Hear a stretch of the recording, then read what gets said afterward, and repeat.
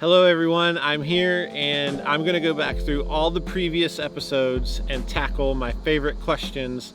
I've read all of them over. There's some fantastic stuff, and a lot of your ideas led me to really good episode ideas and confirmed stuff I already wanted to do, so that's a plus. So here's some questions. This comes from the I'm on Vacation blog. So this question is from Super Tobias 999. I'm assuming you're a bass player. With the Great American Songbook being so prolific, what draws you toward UK music? That's a really great question. From the moment I got into songs and music, like to a depth of loving songwriting and getting really into bands and who the bands were, UK stuff always was just more attractive to me. Like bands like Oasis and Travis and Radiohead, Blur, all of that was just better to me. I don't really know why. Maybe it's because I grew up in the South in Alabama and there's nothing to do on a farm, and I just imagine there's a better world out there. I don't know, that's philosophical, but that's a possibility there. Howard Anderson, hi Howard, I know you. You're asking, hey Josh, what about maybe doing a love tone segment, Happy Vacation? Well, that will happen. I'm going to do a history of love tone episode at some point because they're absolutely amazing and you've helped me collect them. Anthony Calderon. Hey Josh, what amp do you guys use as a platform for your pedals during the design process? What amp works best with JHS pedals? Beautiful question. The answer there is every amp should work great with your JHS pedal because we consider every amp. The deeper answer is 6L6 Fender style amps. 30 to 50 watts are primarily what I go to for breadboarding. They're loud and clean, and they're the best pedal amp, period, in my opinion. But once a pedal is designed and the breadboard is complete, before we go to prototyping, we try it on EL84s, EL34s, 6L6, 6V6, American, British. We try it all, and it's got to work on everything. So every JHS pedal works on every amp equally as good. And of course, it's all preference. You might really love your Morning Glory more on a Bassman than an AC30, and the other guy might say, I like it better on the AC30 than I do on the Bassman. Matt Plum says, Happy Vacation. You should look into writing a book about effects history. I absolutely have thought about it. I've been teaching these clinics, and if you're in the US or some of the locations internationally I'm going this year, watch our Instagram. I go and I kind of do a rundown, a 1 hour, 45-minute thing on the history of effects. And I do want to turn that into a book. I just need to learn to write. My grammar is less than great. All right. Mickey Kidd says, hey Josh, I have one of your Klon clones. How did that come about? Mike from the UK. He's referring to the Klon Centaur replica that I made years and years ago and discontinued. My deal with that was when Bill made the Klon, I've used them for a long time, and when he made the Klon, it was there. Then he quit making it, and it wasn't out for a long, long time, and the prices went way up on the Klon Centaurs. So I started making an accurate replica, and I always said, that the moment Bill puts out another production issue from his hands, I'll stop. And the day the KTR came out, I quit. And that's what happened to it. So there's no need for me to make a replica of the Klon Centaur when the guy's making the KTR and such. So the actual modern unit's still in production. And that can be a little different. Like you've seen things like the Muffaletta and Bonsai. Those are vintage units you can't really get a hold of. There's a different thing there. There's a different vibe to like why we would replicate one thing and not another. So there's your answer. Ben Acero says, hey Josh, with guitar playing on the decline and the interest in modular synthesizers booming, will you ever join your boutique pedal brethren and make a Eurorack module? So, I'll answer that by saying I don't think I will. And then I'll also say I don't think guitar playing is on the decline. I think historically these things happen, but our business is doing better than it's ever done. So many friends building guitars and amps are doing better than they've ever done. I think that trends ebb and flow, and guitar is super healthy, and I love the Eurorack and modular synths. So there's a lot of guys doing those. I don't want to dabble in something I can't do with excellence, so I'm going to let these other guys that have been doing that do it really well. Cropinator, I think that's right, Cropinator. Hey Josh, do an episode about bass. Bass pedals are what JHS pedals work well for bass.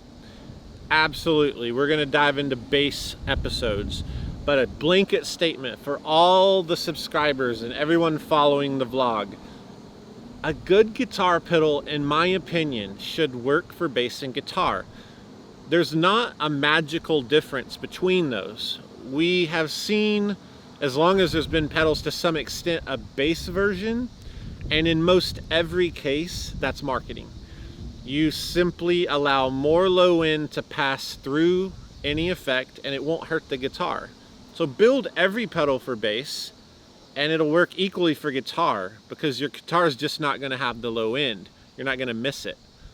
Does that make sense? Like, all JHS pedals sound great on bass, in my opinion. And when we're designing them, we design for bass as well as guitar. That's why you don't see bass-specific pedals from us much anymore. We have a couple things in the pipeline, but the old Limeade compressor, why am I going to do that anymore? I discontinued it, and I said, let's make the Pulp and Pill version 4 super bass friendly. Let's even put direct outs on it as a direct box, a parallel distortion for the bass player. Color box is the same way. It acts as a DI. So my philosophy is all of my pedals better sound good on bass because they can. And I don't want to hype the market and say you need an extra bass pedal. That's my opinion. I'm very opinionated on that one. Isaac Hernandez, I'd love to hear about Cusack pedals and your friendship.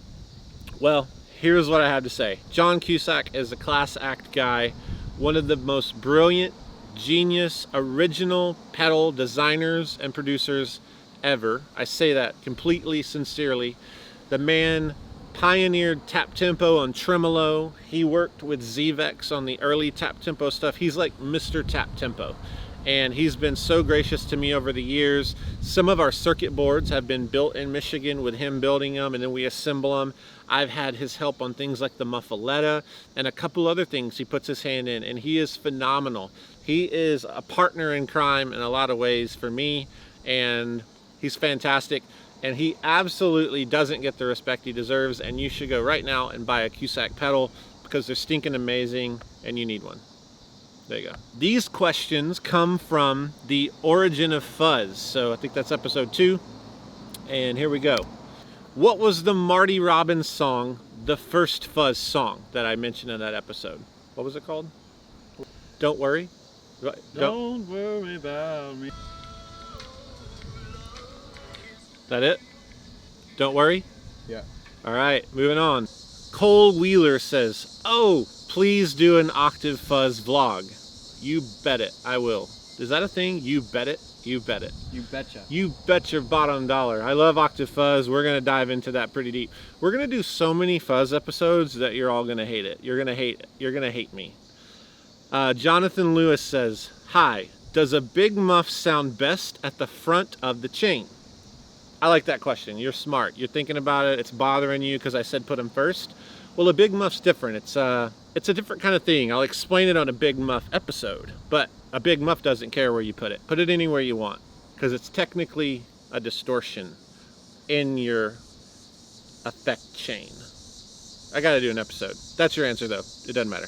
Anthony Bagaraza. I hope that's your name.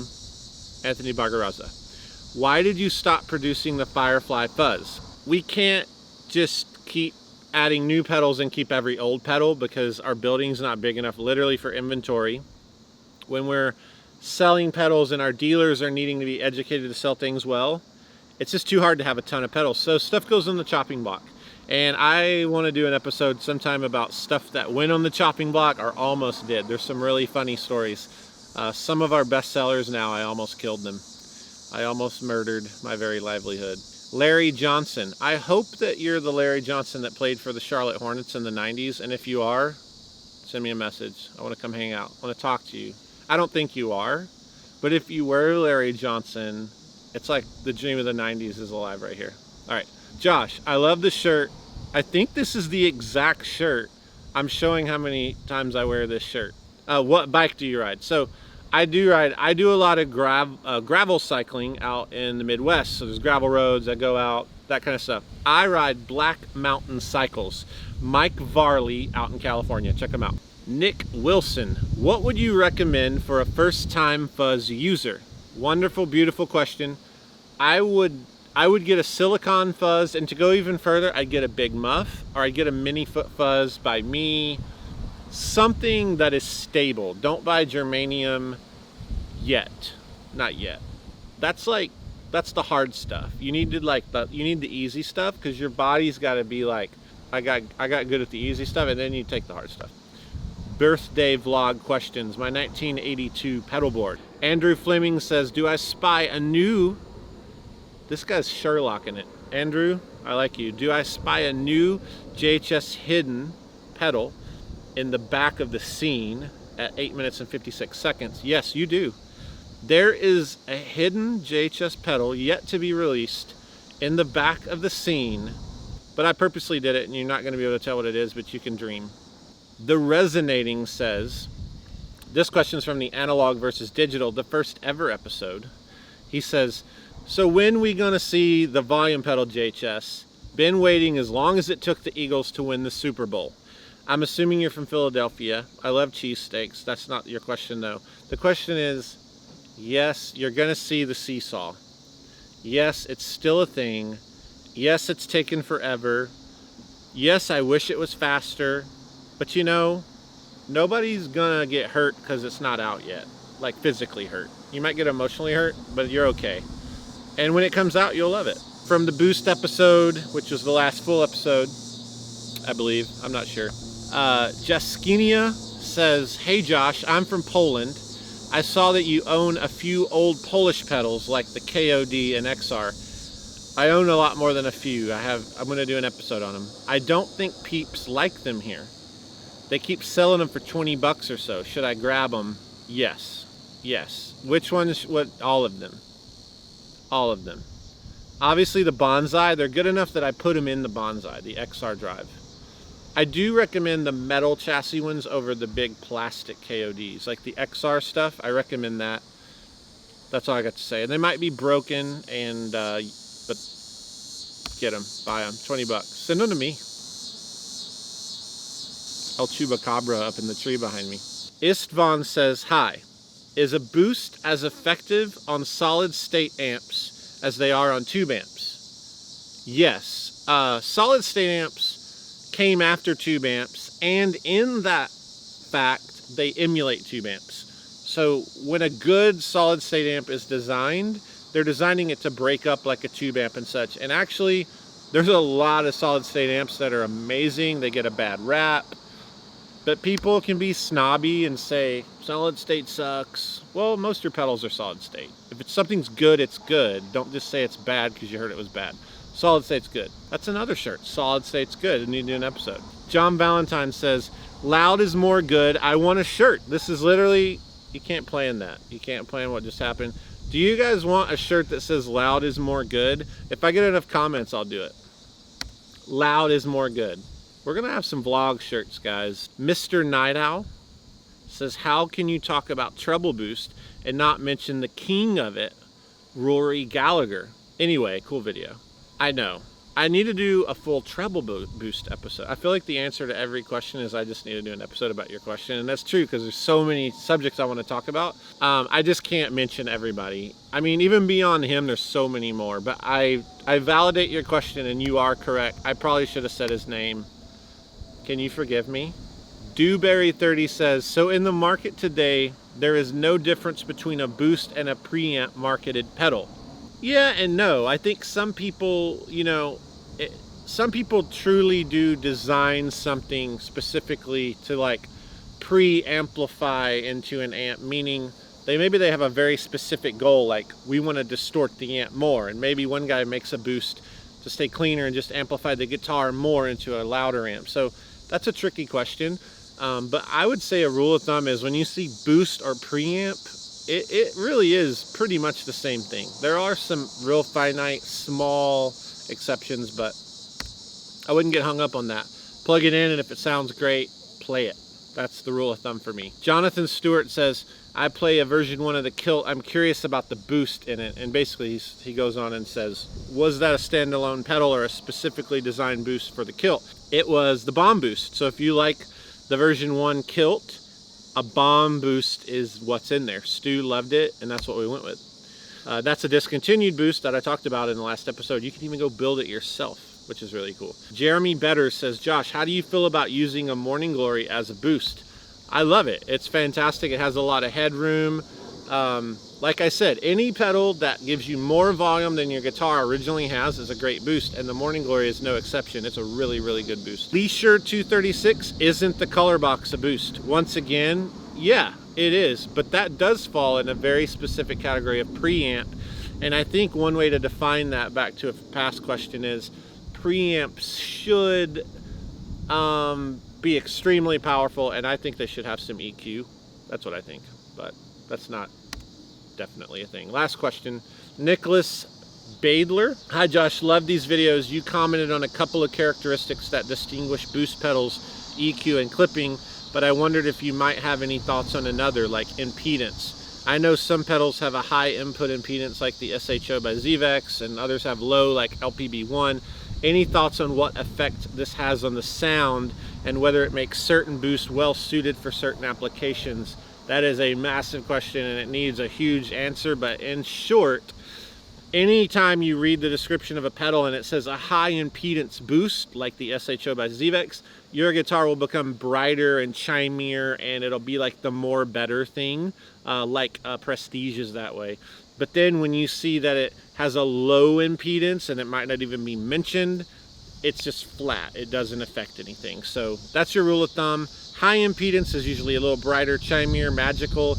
Low impedance is just normal. It's like your guitar hasn't really been touched. So these are great questions. I'm gonna try to do this occasionally and make sure you guys know that I actually read through all the questions. I love that you're getting involved, and that's it for today. So if you like the episode, hit like, subscribe to the channel, and hit the bell for notifications. But until next time and the next episode, I will have to say goodbye.